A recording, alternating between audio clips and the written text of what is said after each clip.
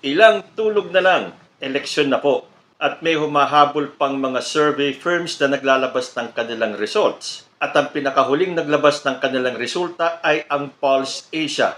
Matatandaan po natin ng huli kong nilabas yung survey results ng Pulse Asia ay marami po ang umalma. Kasi kung tinutunghayan po natin yung mga ibang survey firms, parang kakaiba yung resulta ng Pulse Asia. Pero babasahin ko pa rin po sa inyo yung resulta ng Pulse Asia para fair, para patas. Sa ibang survey firms kasi, namamayagpag po ang mga kandidato ng alyansa.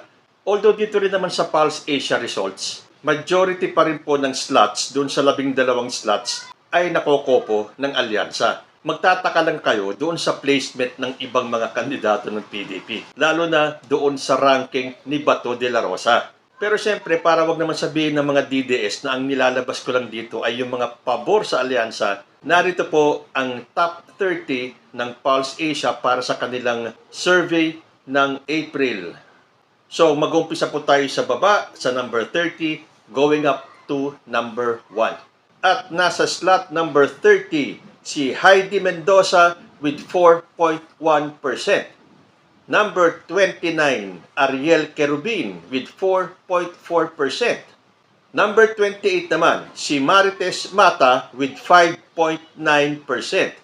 Going up at number 27, si Apollo Kibuloy with 10.3%. Number 26, Vic Rodriguez with 11.5%. Yung pong binabanggit ko mga percentage points, yan po yung percentage points na nakuha ng kandidato doon sa kung ilan yung mga respondents para sa isang survey.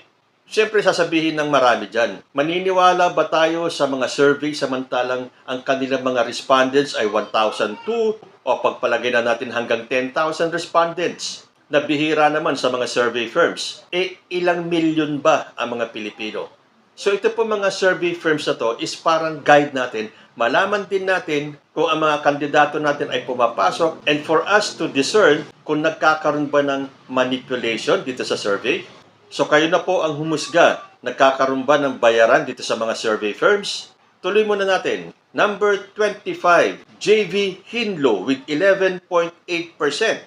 At number 24, Gringo Onasan with 12.9%. At number 23, Raul Lambino with 13.4%.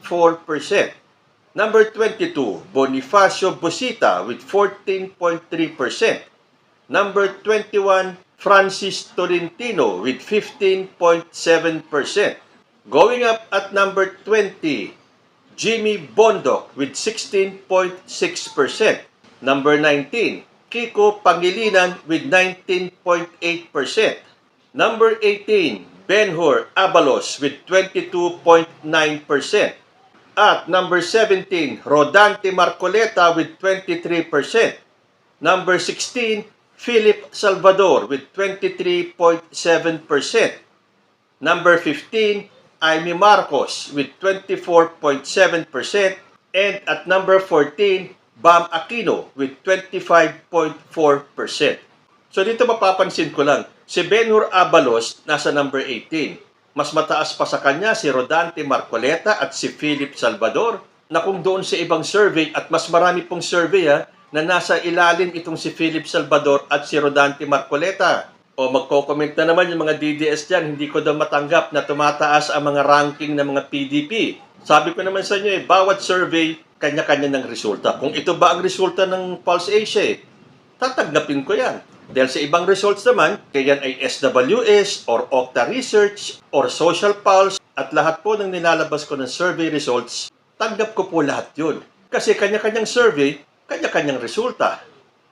Kung hindi ko tanggap tong Pulse Asia na to, hindi ko na lang sana ni-report sa inyo. Okay, maliwanag ba? Gusto ko lang po maging fair na kung binabasa ko yung mga survey firms ng iba kung saan namamayagpag ang mga kandidato ng alyansa, nire-report ko rin itong Pulse Asia. But then again, kanya-kanya po ng resulta ang bawat survey firms. Nasa sa inyo na kung paniniwalaan nyo o hindi. So, top 12 po tayo. Nahinto po tayo kay Bam Aquino sa number 14. Bakit walang number 13? Dahil po may nagtay sa 1 to 12. So, ito po ang mga pasok sa top 12 o ng Magic 12. ayon po sa Pulse Asia. At number 1, Bongo with 62.2%. At number 2, Erwin Tulfo with 42.4%. So doon pa lang pala isipan na para sa akin. 62.2% si Bongo, 42.4% si Erwin Tulfo. Para namang halatadong ang taas ng lamang ni Bongo kay Erwin Tulfo. Tuloy po natin. At number 3, Tito Soto with 41.1%. At number 4, Bato de la Rosa with 41%. O, kita nyo itong pangalan ni Bato de la Rosa? Silipin nyo mga resulta ng survey ng ibang mga survey firms kung saan ang pwesto ni De La Rosa. Pero pabayaan na po natin. Ang final say naman dyan ay nasa milyong-milyong Pilipino na boboto sa May 12. So tuloy natin. Number 5, Bong Revilla with 35.6%.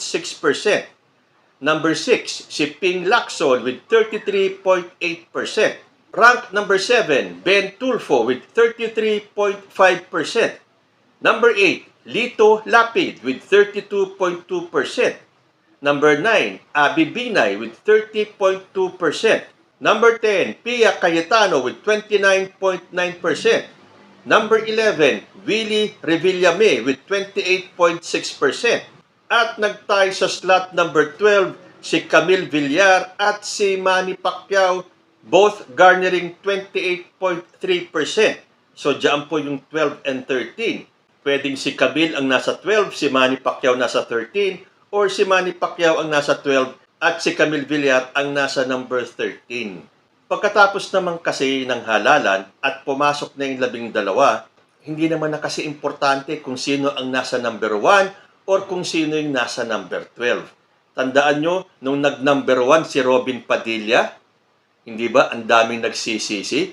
Buti na lang hindi ko binoto si Robin Padilla because right from the start, alam ko, iba ang pakay ni Robin Padilla. Siya ay nakisakay lang sa Uniteam. At nabudol niya ang maraming mga Marcos loyalist. O, number 1 nga si Robin Padilla. Pagdating naman sa performance, kulelat siya. So, ganyan din naman dito sa darating na May 12. Hindi rin naman tayo nakakasigurado kung itong 12 ito o 13 ito ang official na mananalo sa May 12.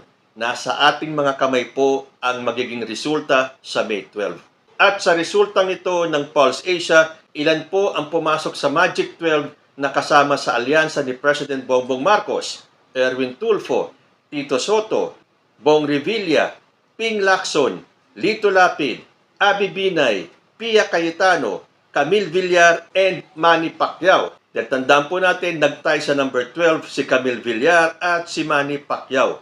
Ang mga taga-PDP naman, si Bongo at si Bato de la Rosa. At ang mga independent, si Ben Tulfo at si Willie Revillame. Bantayan po nating mabuti ang magiging eleksyon. Dahil may mga nagpapahiwatig po dyan na magkakaroon daw ng dayaan kapag hindi nanalo yung kanilang mga kandidato. At yan po ay sa kampo ng mga Duterte. Yan na po ang sinabi ni Sara Duterte. Bantayan daw ang boto dahil out of desperation daw ng grupo ng alyansa ay magkakaroon daw ng dayaan para lang manalo ang kampo ni President Bongbong Marcos. Yan ay napakalaking kaululan. Makikita natin sa mga rallies nila, kumpara nyo sa rally ng mga PDP, kung gaano kadaming tao ang umaattend sa mga rallies ng alyansa. Doon pa lang, makikita na natin kung sino ang aangat sa May 12. Ang dapat pa nga natin sabihin na kapag hindi nanalo ang mga kandidato ng alyansa, nandaya yung kabilang kampo. Aba, sila lang ba ang pwedeng magsabi na magkakaroon ng dayaan kapag sila ang natalo? Pero ang mas malinaw dyan, kapag natalo ang mga taga-alyansa, doon siguradong nagkaroon ng dayaan.